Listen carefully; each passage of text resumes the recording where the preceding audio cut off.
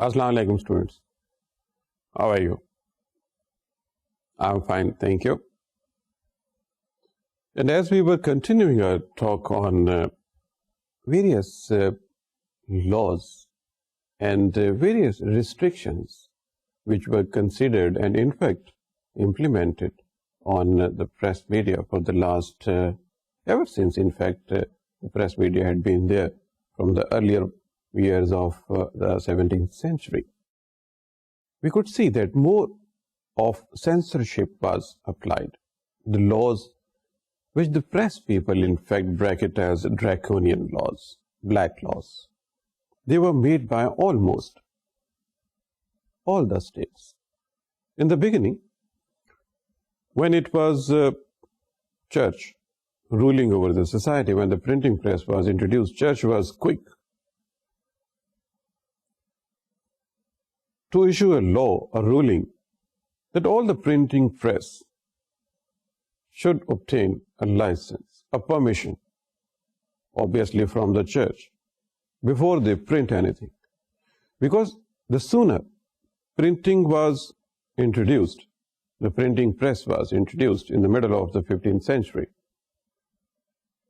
there were some secular ideas, as we always say, other than religion. They also surfaced and people were interested in learning what those ideas were. They were more about the business, the democracy, the rights of people, which church perhaps was not able to deliver or hand over to the societies. So the people were thinking all around, as Martin Luther is one case, who in fact told the people that the clutches of church over the society needs to be weakened, and the right of governance should be given to the people. People started talking the term of freedom of expression and democracy and the rights of people, the civil liberties, all those things. That was not to be accepted by the church and various governments. And incidentally, that was the era of colonialism. And in the colonialism, in the Raj, it's very difficult. You speak against the government. It was dictatorial governments, autocrat. So it was a difficult time for the press. On one side, it was a new feeling of printing things and having something reported every morning, having fresh news items, fresh reports of events taking place here and there. It created so much interest. But on the other side, there was plans to put some brakes on this access to information and campaigns to freedom of expression. So censorship was one of the earliest things that printing press, which needed to obtain license, and still today, in most countries, you need to have a permission, a license, before you install and run a printing press. مطبع لگانے کے لیے آپ کو اجازت کی بہت ضرورت ہے, چھاپا خانہ. So it still continues. Once, and secondly, as we are talking about censorship, okay, you have got the permission to have a printing press, but you need to send a copy in advance, what you want to print, to the government or to the relevant department. They would see what should be printed and what not. Obviously, all the matters pertaining to the governments were not allowed to be printed.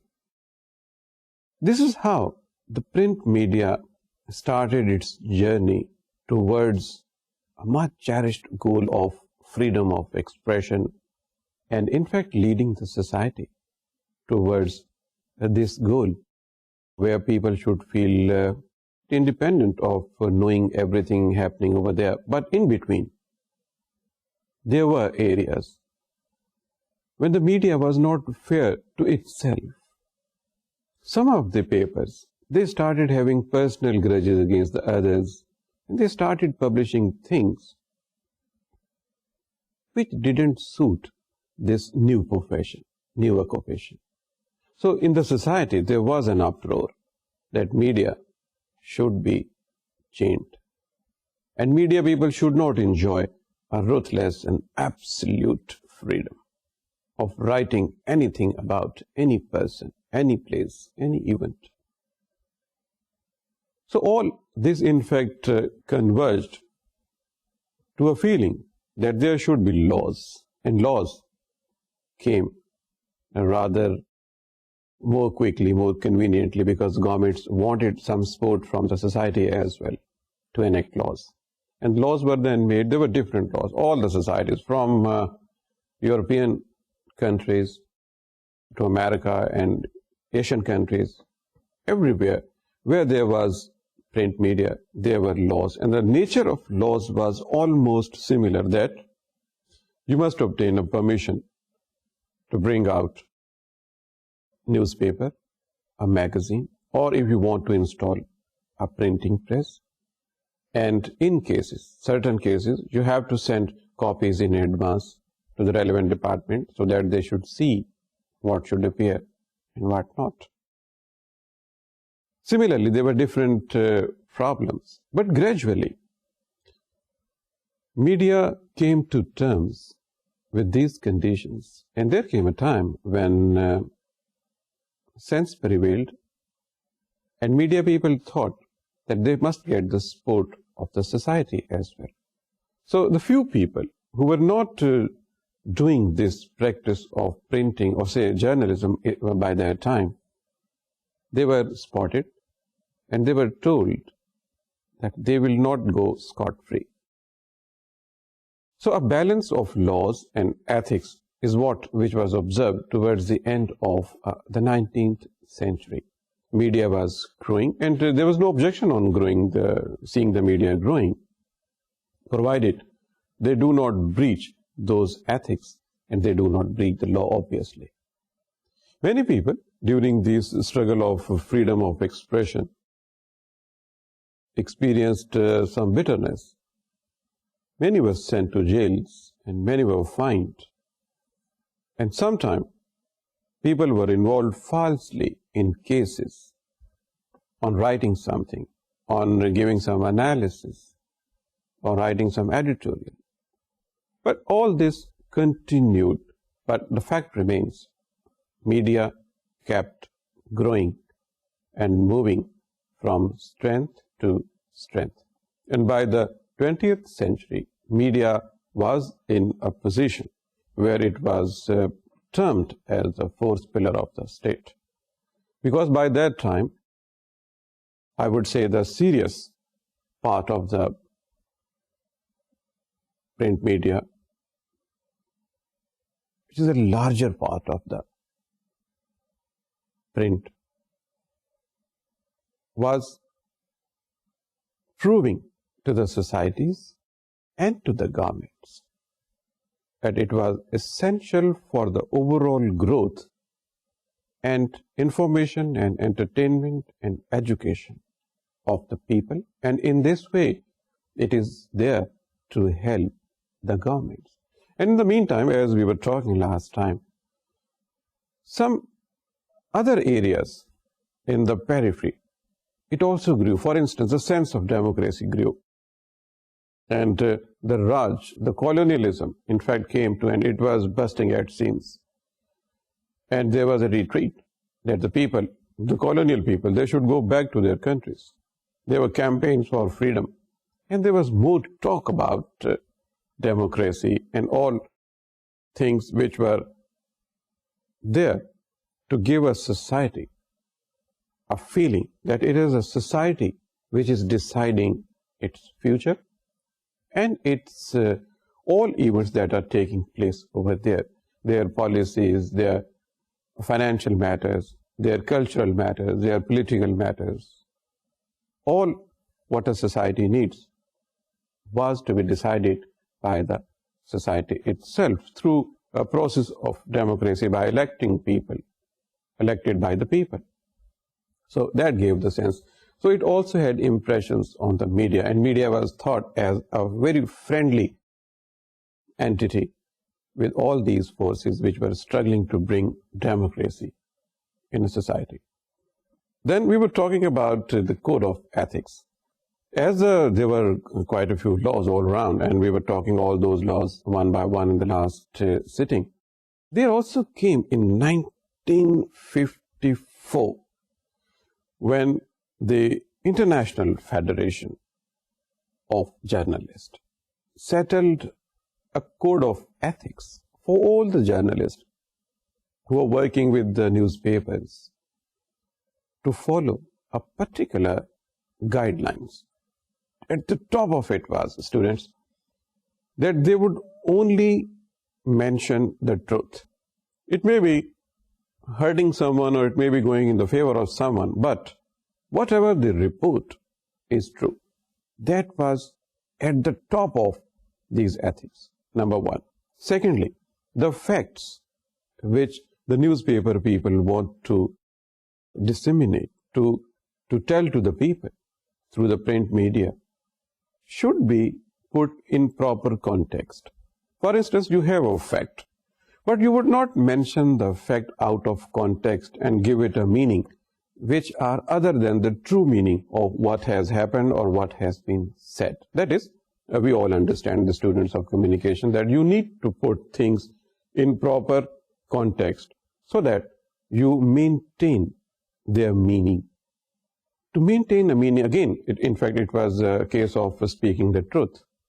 When you place things in proper context, no journalist or no person would be allowed to malign the name and fame of a person, of a place, of anything which matters in the life of the people, institutions, for instance. You are not allowed to use a language which in fact brings fame of a person, of a place, of an institution into question. Then the journalist would not highlight the things which are personal to some people. For instance, they would not talk about the personal life of the people who matter in the social life or in the life of people in society. A personal life of a person is a matter not to be discussed in the media. The journalist would not coerce someone. وہ اس کو pressure نہیں ڈالیں گے کسی کے اوپر to obtain information. They would not bribe a person to obtain information. They would obtain information through very legitimate means.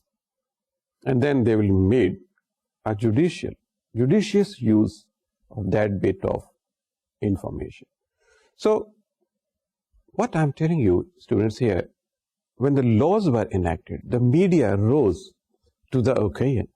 And media people, all it happened in 1954, they decided that they would follow a code of ethics. Now, this code of ethics is provided to all the people who are working with some newspaper people anywhere in the world. So, we have a very parallel system now. On the one hand, we have rules and laws which are checking the media, and on the other hand, we have this code of ethics. So, rules, laws, freedom, ethics, all this is going side by side. Fact remains that media is growing. Now, media has assumed more decent a shape when they in fact follow these code of ethics. You would find that all the major papers, in fact, they respect this code of ethics, and they would not go beyond, although it's very difficult to say in very categorical terms, because you can interpret things in a different way. The things which appear in a newspaper, you may say it is with a bad intention, they will say it is with good. There is always a gray area in this media business. But by and large, you would find that facts, that is more important. Facts have been unveiled. Facts have been told to the people.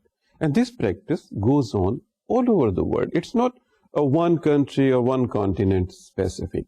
All over where there is a media, all the continents, all the countries where there is a respectable, decent, good, strong media, you would find it's because they also follow a code of ethics.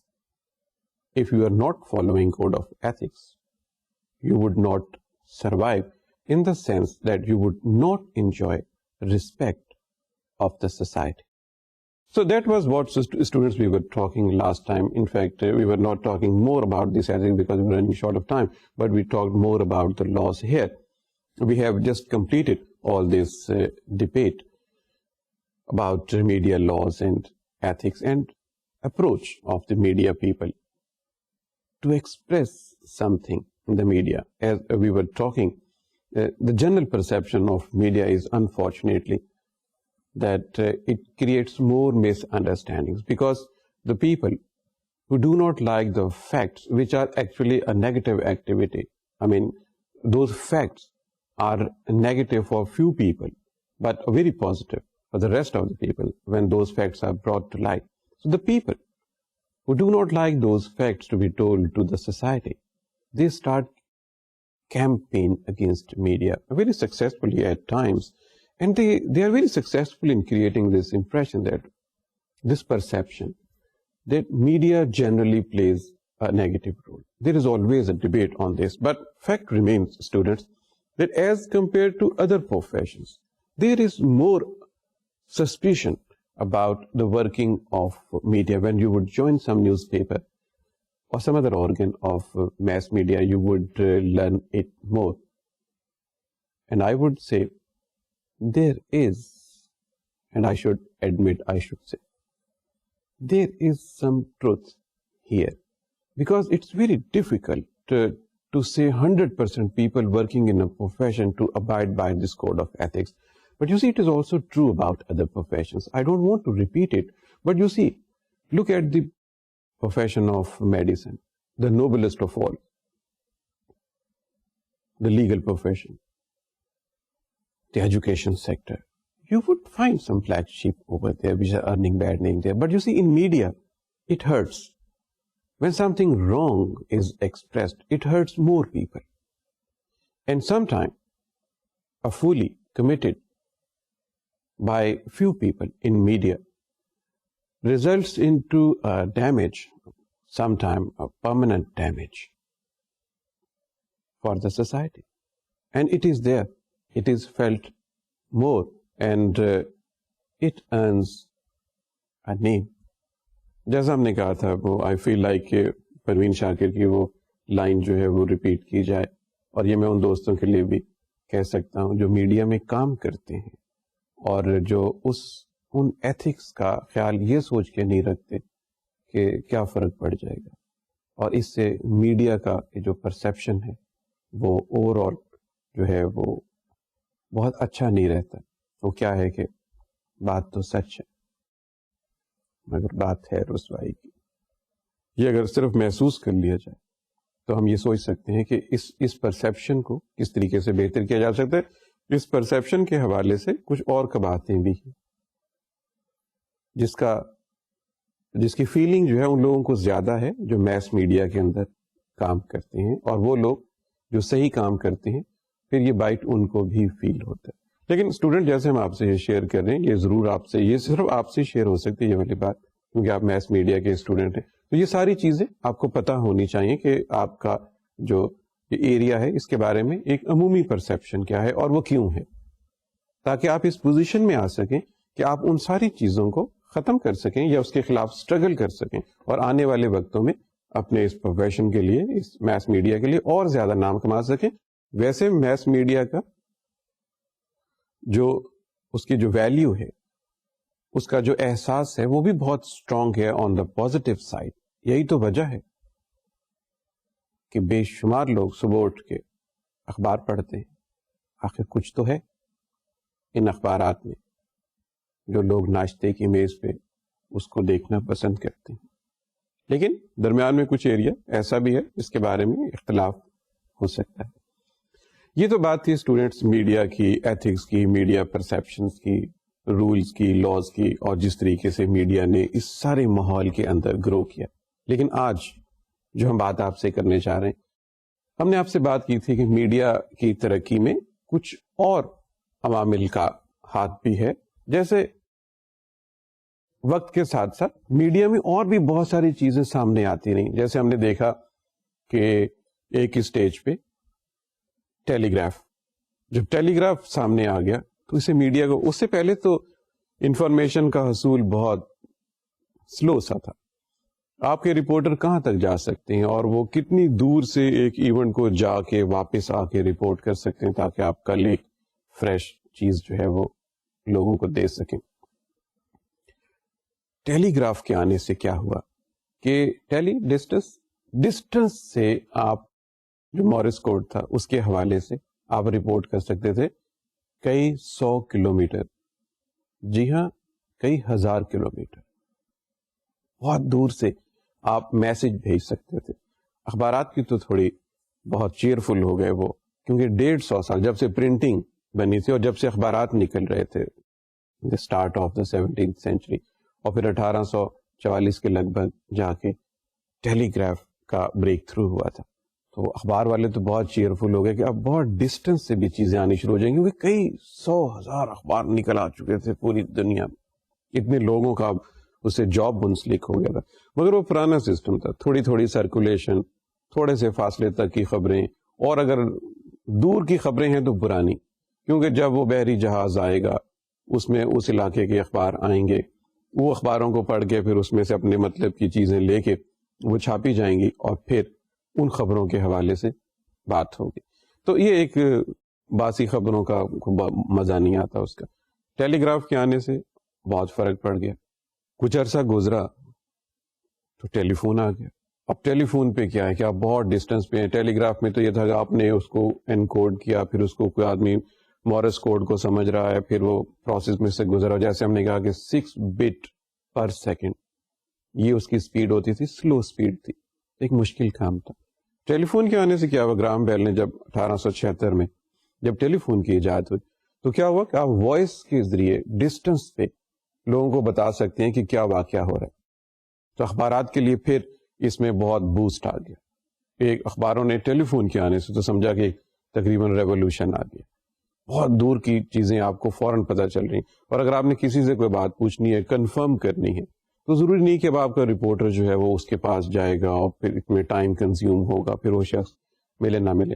آپ اس کو اپنے دفتر ہی سے phone کر سکتے ہیں، آپ پوچھ سکتے ہیں کیا یہ بات صحیح ہے، سچ ہے، یا آپ کیا کہنا چاہتے ہیں، تاکہ ایک بیلنس ویو جو ہے. اس سے بھی کوالٹیٹیو فرق پڑا.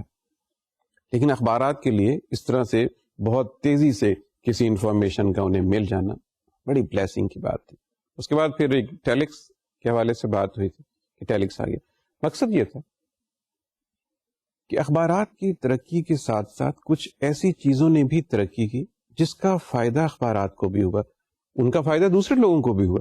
جب ٹیلی گراف آ گیا تو اس کا فائدہ ریلوے کو ہوا، اس کا فائدہ مختلف آرمیز کو ہوا جو ڈسٹینس پہ آپریٹ کرتے تھے، اس کا فائدہ لوگوں کو ہوا جو میسج بھیجنا چاہتے تھے دور. کسی ڈیئر ون کو میسج بھیجنا ہے تو ٹیلی گراف نے بہت وہ آسان کر دیا. کہاں پہلے خط جاتا تھا اور پھر خط واپس آتا تھا، بہت ٹائم لگتا تھا اس میں. ٹیلی گراف کے آنے سے فوراً آپ کی بات دوسری جگہ پہنچ جاتی تھی. ٹیلی فون کے آنے سے اور ٹیلی فون کا اور بھی لوگوں کو فائدہ ہوا بہت ساری عوامی زندگی میں.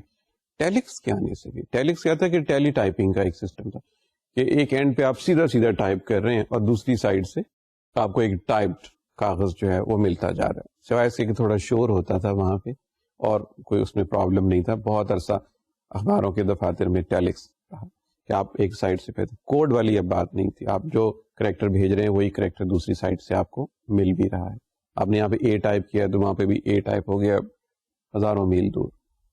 ٹیلیکس کے آنے سے بھی بہت فائدہ ہوا اور لوگوں کو فائدہ ہوا، اخبارات کو بھی فائدہ ہوا. یہ ساری چیزوں نے مل کے اخبار کی انڈسٹری پہ اثر ڈالا. لیکن آج جو بات ہم آپ سے کر رہے تھے وہ یہ تھا کہ انڈسٹریلائزیشن آف نیوز میڈیا. ہم نے یہ دیکھنا ہے کہ نیوز میڈیا میں جو پرنٹنگ کے حوالے سے کیا فرق پڑا. یہ صحیح ہے کہ 15ویں صدی میں جب پرنٹنگ گوٹنبرگ کا آیا، پرنٹنگ پریس کی ایجاد ہوئی تو ایک بہت بڑی چینج آ گئی انسانی کمیونیکیشن میں، میس کمیونیکیشن. مگر 150 سال تک یہ سلسلہ یوں ہی چلتا رہا.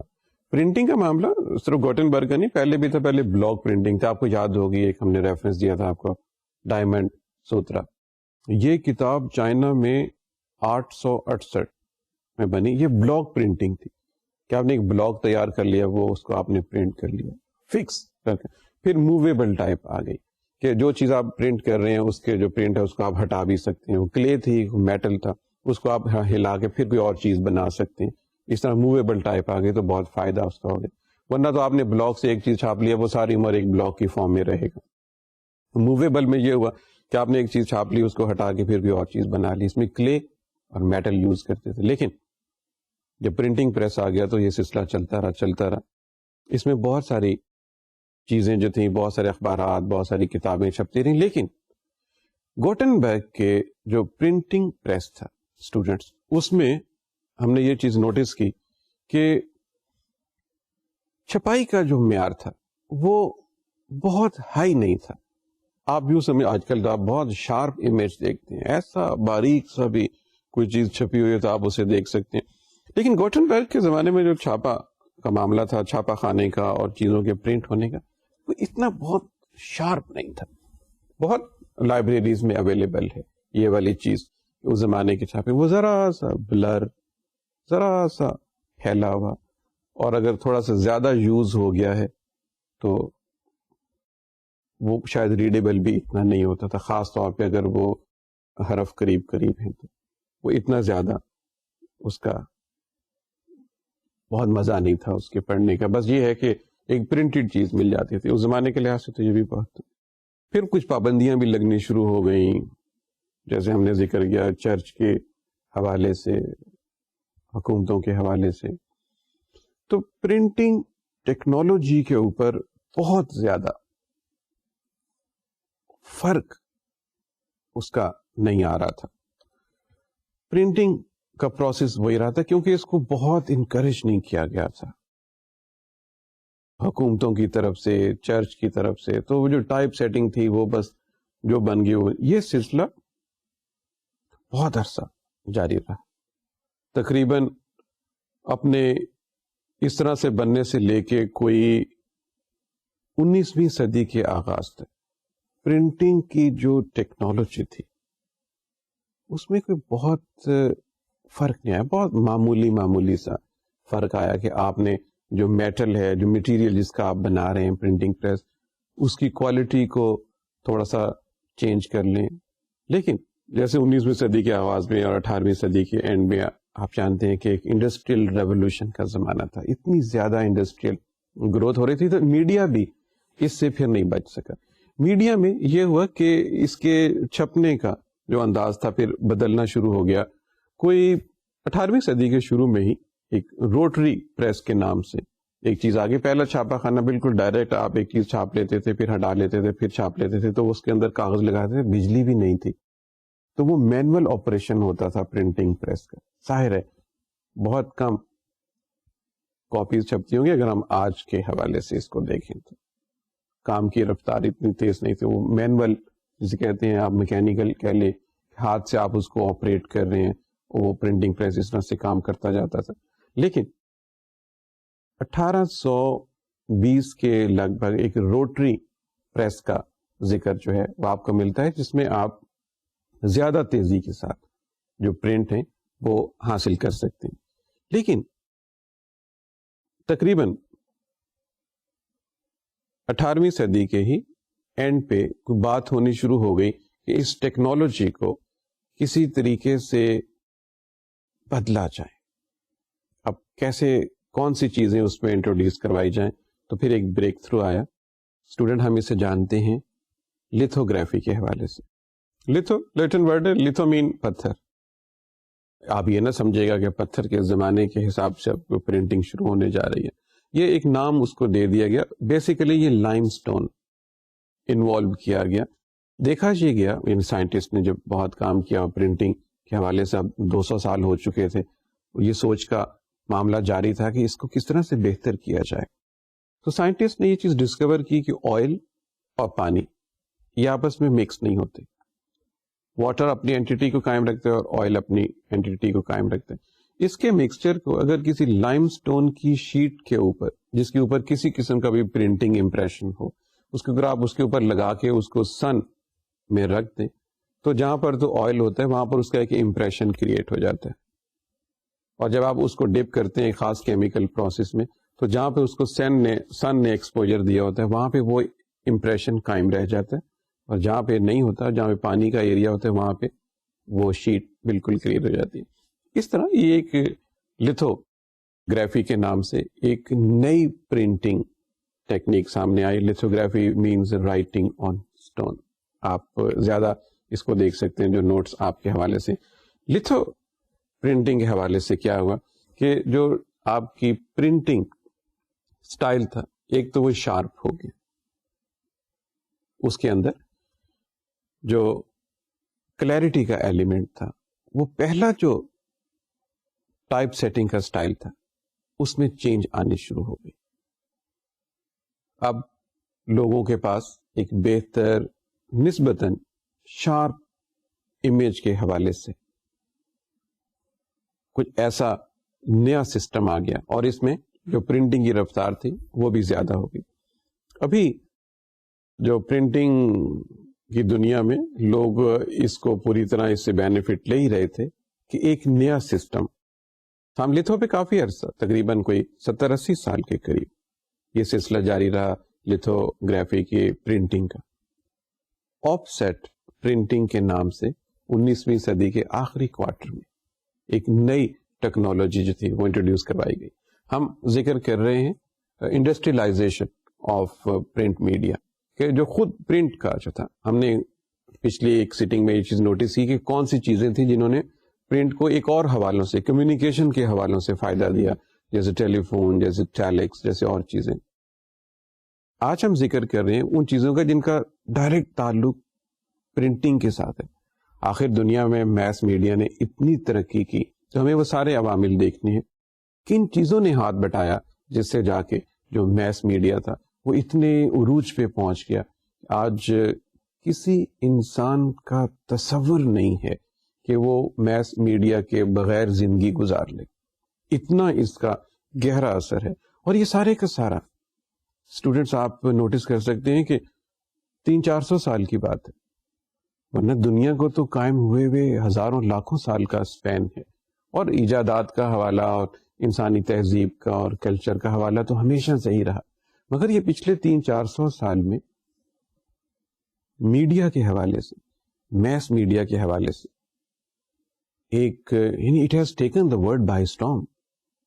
ایک اتنی شدت کے ساتھ ایک چیز آئی ہے کہ اب کسی انسان کی زندگی اس سے ہٹ کے نہیں. آپ تصور نہیں کر سکتے کہ کسی دن آپ اخبار نہیں پڑھیں یا ٹی وی نہیں دیکھیں, ایسا دن ایکسپشنلی گزر سکتا ہے. تو ہم ان سارے عوامل کا ذکر کرتے ہیں جس سے میس میڈیا کو اسٹرینتھ حاصل ہوئی, اور ہم نے دیکھا کہ اس کی جو گروتھ ہے بہت ساری چیزوں کا ہاتھ ہے. پرنٹنگ کے حوالے سے ہم بات کریں, پہلے تو سادہ پرنٹنگ شروع ہوئی, پھر لتھو پہ شروع ہوئی, پھر آف سیٹ پرنٹنگ شروع ہوئی. اب آف سیٹ پرنٹنگ جو تھی, it was so amazing, it was quite a change from the processes of printing which were going on. یہاں پر کیا آپ کرتے تھے کہ اور زیادہ آپ نے ایسے مٹیریلز ڈیولپ کر لیے جن کے اوپر جو امپریشن ہے انک کے حوالے سے وہ اور زیادہ شارپ طریقے سے آپ کو ملنا شروع ہو گیا. ان دا مین ٹائم پیپر کی جو کوالٹی تھی اسٹوڈینٹس وہ بھی بہتر ہو گئی, اور لیٹر پریس پرنٹنگ کا انٹروڈکشن بھی ہو چکا ہوا تھا. اس میں ایک ربر بلینکٹ آپ یوز کرتے تھے جو اس پلیٹ کے ساتھ رول کرتا تھا جس کے اوپر آپ امیج لے لیتے تھے. کافی ایک ٹیکنیکل سائز کا ایریا ہے, لیکن آف سیٹ پرنٹنگ کا اوور آل ریزلٹ یہ تھا, it was faster, it was sharper, and it produced more results and you can print all the characters.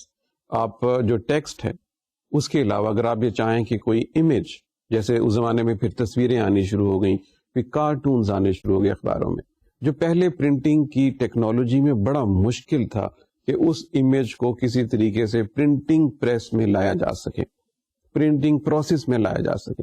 لیکن آف سیٹ کی جو ٹیکنالوجی تھی جس میں سن کے اگینسٹ ایکسپوجر دکھا کے ایک پلیٹ بنانا اور اس پلیٹ کو ایک ربر بلینکٹ کے ساتھ لگا کے وہاں سے امیج حاصل کرنا.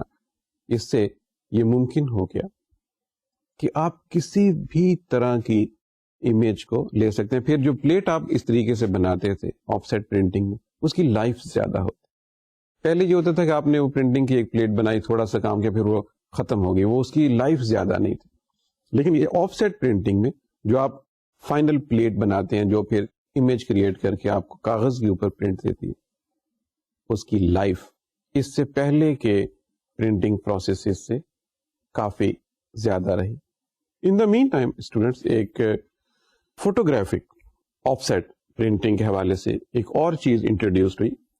یہ 20ویں صدی کے زمانے کی بات ہے. اس میں ایک پوری پلاسٹک کی جو فلم تھی وہ بنا لی جاتی تھی, کیونکہ اس میں آپ فوٹوگرافی کا ایلیمنٹ آ گیا. فوٹوگرافی کی technology by this time available ہو گئی تھی. اس میں یہ تھا کہ وہ جو پلیٹ آپ بنا لیتے ہیں اس کی آپ ایک پلاسٹک کے اوپر امیج جو ہے وہ حاصل کر لیتے ہیں, ایک نیگیٹو جس طرح بنتا ہے کسی چیز کا. اور آپ اس چیز سے واقف ہیں, آپ میں سے زیادہ تر لوگ جو ہیں وہ فوٹوگرافی سے شغف رکھتے ہوں گے, ایسے گھر میں بھی فوٹوگرافی کرتے ہیں. جب آپ کیمرے سے فوٹو اتارتے ہیں, واٹ ہیپنس, ایک فلم کے اوپر آپ دیکھتے ہوں گے بعد میں جب وہ نیگیٹو بن کے آتے ہیں تو ایک فلم کے اوپر ایک امیج آ جاتی ہے. وہ اس امیج کے بعد آپ چاہیں تو اس کے 100 پرنٹ بنوا لیں, 1000 پرنٹ بنوا لیں, جتنے مرضی پرنٹ بنوا لیں, لیکن اس امیج کا حصول پہلی بات. تو پرنٹنگ پروسیس میں اس کو شامل کیا گیا. تو photographic offset printing, photo offset printing کے نام سے اس کو ہم جانتے ہیں. اس میں یہ ہے کہ وہ جو پلیٹ جس کا آپ چاہتے ہیں کہ جس کو پرنٹ کیا جا سکے, اگر آپ اس کی وہ پلاسٹک کی ایک فلم بنا لیتے ہیں, وہ محفوظ ہو جاتی, اس کی لائف بہت بڑھ جاتی, اور آپ چاہیں جتنے بھی پرنٹ اس سے لینے, آپ اس سے وہ والے پرنٹ لے سکتے ہیں, اور اس کے بعد بھی اس فلم کی جو کوالٹی ہے وہ قائم رہتی ہے. اگر آپ یہ چاہیں کہ آج سے 5 سال پہلے جو ہم نے اس فلم کے حوالے سے پرنٹ کیا تھا وہ ہم اس کو ایک پھر ری پرنٹ کرنا چاہتے ہیں, تو یہ بالکل پاسبل ہے. اخبارات نے اس ٹیکنالوجی کو بہت بڑے پیمانے پہ استعمال کیا. انفیکٹ آج کل جو آپ اخبارات دیکھتے ہیں پوری دنیا سے جو اخبارات آپ کے پاس اویلیبل ہیں وہ مور اور لیس اسی ٹیکنالوجی کے حوالے سے دیکھے جاتے ہیں, بنتے ہیں.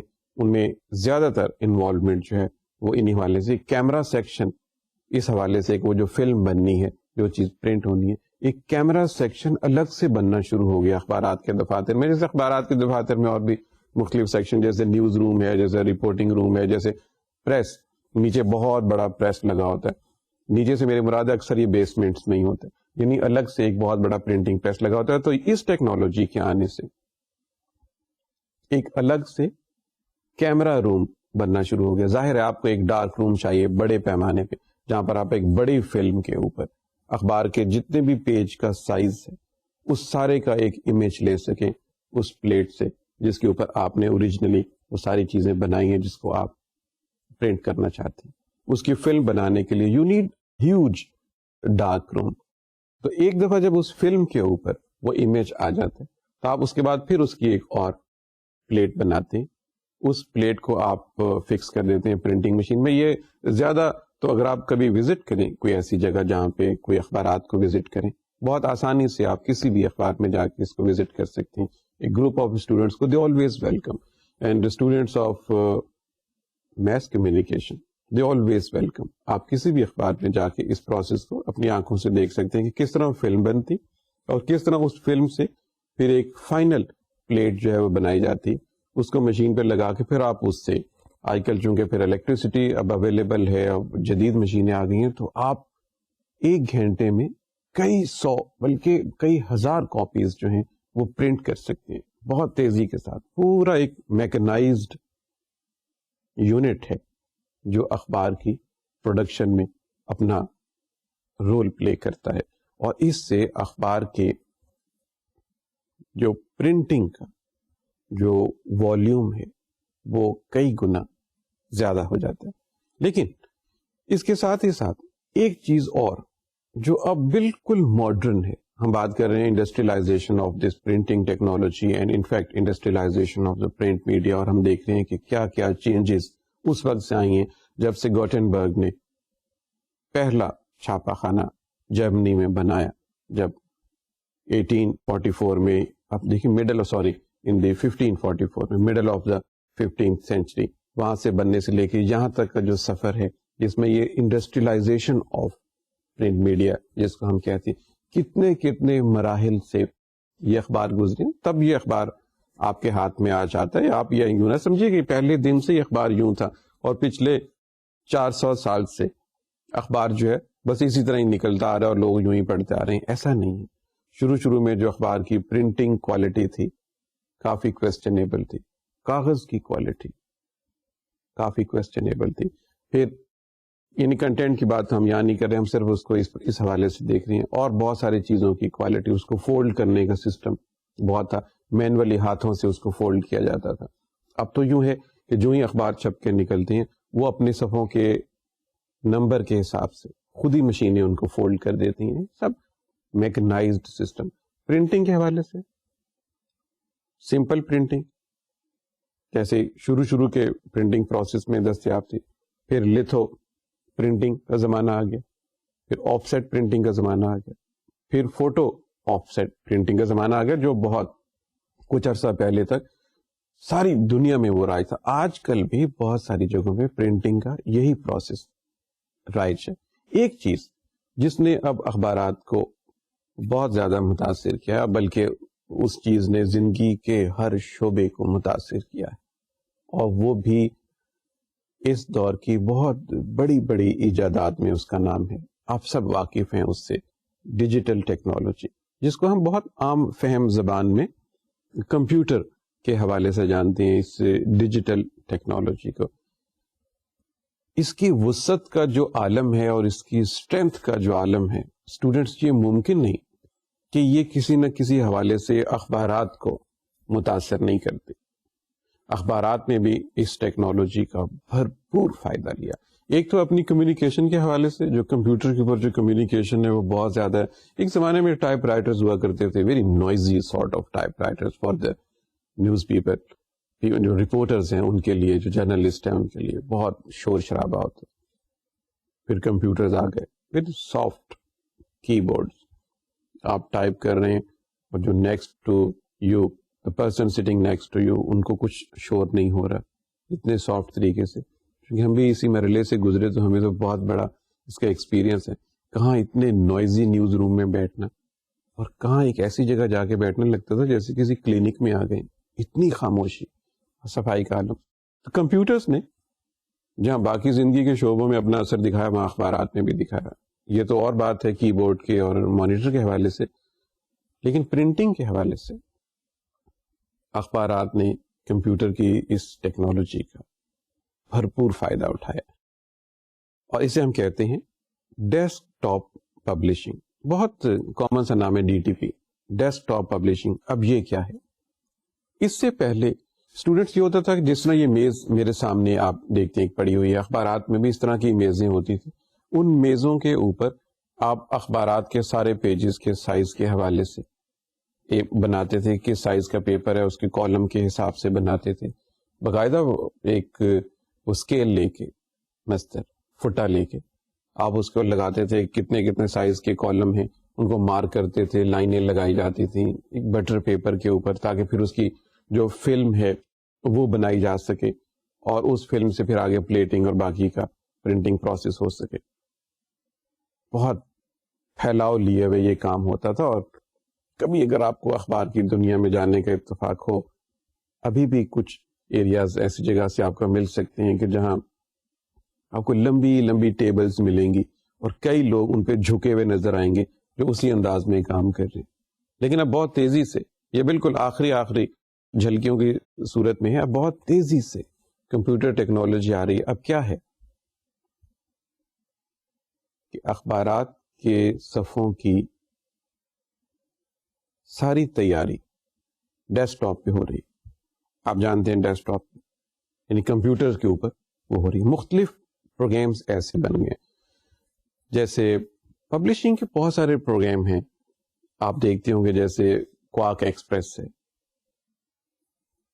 پیج میکر ہے, کئی سافٹ ویئر دنیا بھر میں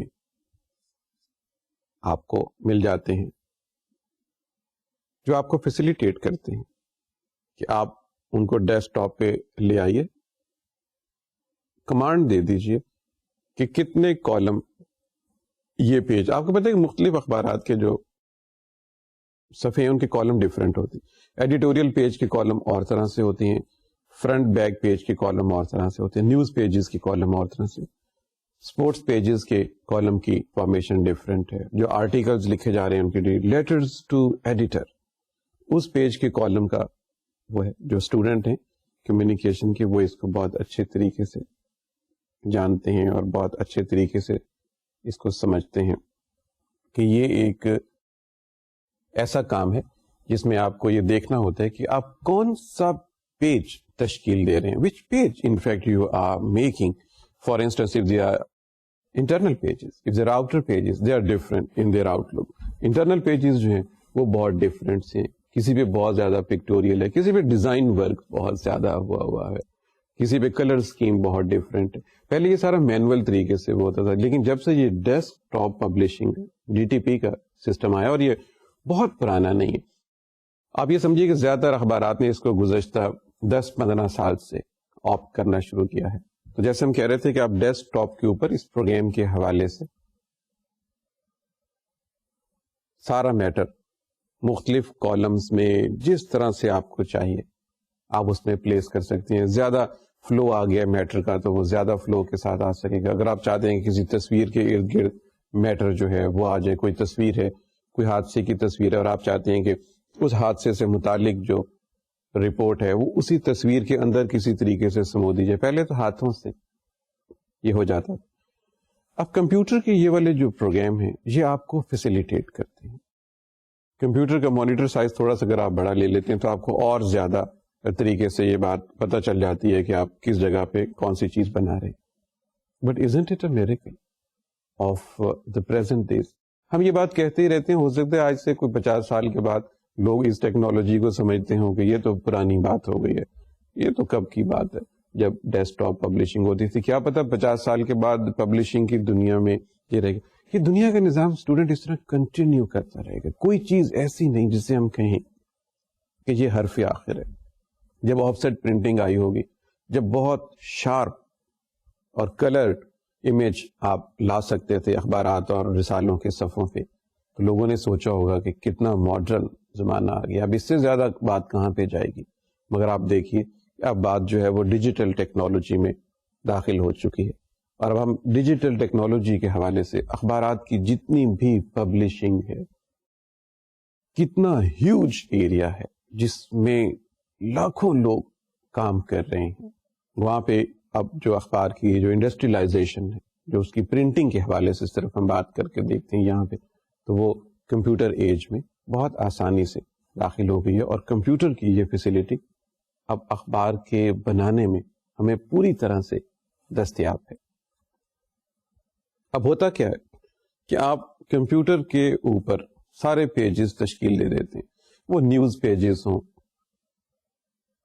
ایڈیٹوریل پیجز ہوں, جیسے ہم نے کہا کہ لیٹر ٹو ایڈیٹرز کا اس طرح کے پیجز ہوں. یہ سارے پیجز اپنے کالمز کے حساب سے آپ اس پروگرام کے حوالے سے جو ہمیں ہیلپ کرتے ہیں DTP میں, ان پروگرام کے حوالے سے ہم سارے پیجز کو کمپوز کر لیتے ہیں. بات تو ویسے اخبار کی ہو رہی ہے, لیکن اگر آپ چاہیں کہ اس حوالے سے کتاب لکھی جا سکے, یعنی پبلشنگ کے ریفرنس سے کہ کتاب کا جو میٹر آپ کے پاس اویلیبل ہے, اس کی پکچر, اس کے کارٹون, اس کے ٹیکسٹ, اس کی فارمیشن, اس کے باکس آئٹمس, اس کے اوپر کمنٹ کسی بھی فارم میں, ڈفرینٹ ٹائپ سٹائل میں, ڈفرینٹ فونٹس میں, ریگولر فونٹ میں, اور ان کے سائز چینج کر کے اٹیلکس میں انڈر لائن کرنا ہے. جیسے آپ جانتے ہیں کہ ورڈ میں آپ یہ سارا کام کرتے ہیں. جس طریقے سے بھی آپ چاہیں آپ صفحہ نمبر کریں, یہ آپ کو فیسلٹی اب حاصل ہے. اس کے اندر وہ سارا میٹر اس طرح سے لے کے آئیں.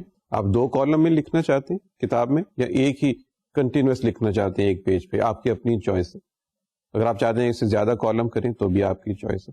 آپ چاہیں کہ 1000 صفحے آپ کمپوز کر لیں before you go to the print.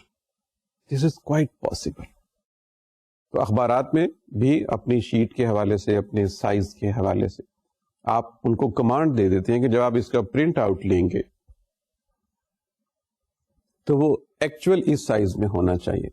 Computer would do it. آپ اسے کہہ دیں کہ یہ A4 سائز میں ہو تو وہ A4 سائز میں پرنٹ آؤٹ دے دے گا. اگر آپ اس سے یہ کہیں کہ جو اخبار کا ایک حقیقی سائز ہوتا ہے اس حوالے سے ہو جائے تو یہ بھی پاسبل ہے. آپ کمپیوٹر کو ایک صرف کمانڈ دینے کی بات ہے. یہ ساری سہولتیں جو ہیں ان پروگرامز میں حاصل ہیں. اور آپ اسٹوڈینٹس دیکھیے کہ پبلشنگ کی دنیا میں کتنی آسانی پیدا ہو چکی ہے. اس آسانی کا رزلٹ یہ ہے کہ جو آپ کا پرنٹنگ کا والیوم ہے وہ بڑھتا جا رہا ہے, کیونکہ آپ ٹائم سیو کر رہے ہیں. وہ جو آپ مینول کام کرتے تھے اس کے اوپر it will take long time. مجھے بہت اچھے طریقے سے یاد ہے وہ مینول کام کرنا اتنا بعض اوقات پیچیدہ ہوتا تھا کہ جو لوگ کام کر رہے ہوتے تھے ان کو ایڈیٹرز بار بار آ کے سمجھاتے تھے کہ بھئی یہ چیز یہاں پہ نہیں, یہاں پہ لگانی ہے, یہ چیز یہاں پہ لگانی ہے. وہ ہاتھ سے کاٹ کے ان چیزوں کو لگاتے تھے کیونکہ وہ ایکچوئل سائز پہ کام کر رہے ہوتے تھے. تو بعض اوقات جب کام کا بہت رش ہوتا تھا اور جو لوگ وہ کام کر رہے ہوتے تھے وہ بعض اوقات اریٹیٹ بھی ہو جاتے تھے, کیونکہ 4 گھنٹے سے آپ وہ کام کر رہے ہیں, کاغذ کے مختلف حصوں کو جوڑ کے اس کی وہ چیز بنا رہے ہیں جس کی بعد میں پھر فلم بننی ہے, جو بعد میں ہمیں کمپیوٹر نے آسانی پیدا کر دی. اس رش کے عالم میں اور ڈیڈ لائن کو آپ نے میٹ کرنے 10 منٹ رہ گئے اور بہت سارا کام رہ گیا. تو اس عالم میں جب کوئی ایڈیٹرز ان کو کہتے تھے کہ یہ چیز یوں کرنی ہے تو وہ کہتے تھے کہ سر چھوڑیں, اب آپ چھپ کے ٹھیک ہو جائے گا. یہ بات بہت ایک لائن جو تھی بہت چلتی تھی اخبارات میں کہ اب بہت ہو گئی, کیونکہ آپ جب مینول کام کر رہے ہوتے تھے, دیکھیے نا گرمی, موسم کی خرابیاں بھی, ہر جگہ تو ساری سہولتیں حاصل نہیں ہوتی تھی, بڑی اریٹیشن بھی ہوتی تھی. اچھا اس سے بہت مسٹیکس بھی ہو جاتی تھیں. بعض اوقات کسی تصویر کا کیپشن کسی اور کے ساتھ لگا ہوتا تھا اور اس طرح بعض اوقات بہت ایک کوئی مزاح خیز صورت بھی پیدا ہو جاتی تھی جس کو لوگ بھی انجوائے کرتے تھے, خود اخبارات کے لوگ بھی انجوائے کرتے تھے. دوسرے دن پھر اس کی تصحیح کر دی جاتی تھی کہ صحیح بات جو ہے وہ یہ والی ہے, اس خبر کی ہیڈ لائن یہ لگ گئی اور اس کے ساتھ جو ٹیکسٹ لگ گیا وہ بہت سارے ایسی مسٹیکس ہو جایا کرتی تھی جب آپ مینول کام کرتے تھے. کمپیوٹر میں بھی پاسبل ہے لیکن یہ آسان ہو گیا کیونکہ ایک تو آپ انوائرمنٹ میں بہت اچھے میں بیٹھتے ہیں, آپ ایک باقاعدہ اے سی انوائرمنٹ ہے وہاں بیٹھے ہیں, کمفرٹیبلی کام ہو رہا ہے اور بڑی تیزی سے کام ہو رہا ہے. اور جو چیز آپ نے ڈو کر لی ہے اس کو انڈو کرنا ہے تو یہ بھی بہت آسان ہے. It's a matter of few commands. کیا آپ نے کوئی چیز اگر انڈو کرنی ہے اس کو آپ نے ڈیلیٹ کر دیا اور دوسرا میٹر جو تھا وہاں پہ لے آئے. تو پبلشنگ کی دنیا میں, پرنٹنگ کی دنیا میں کمپیوٹر ٹیکنالوجی سے بے شمار فائدہ حاصل ہو چکا ہے.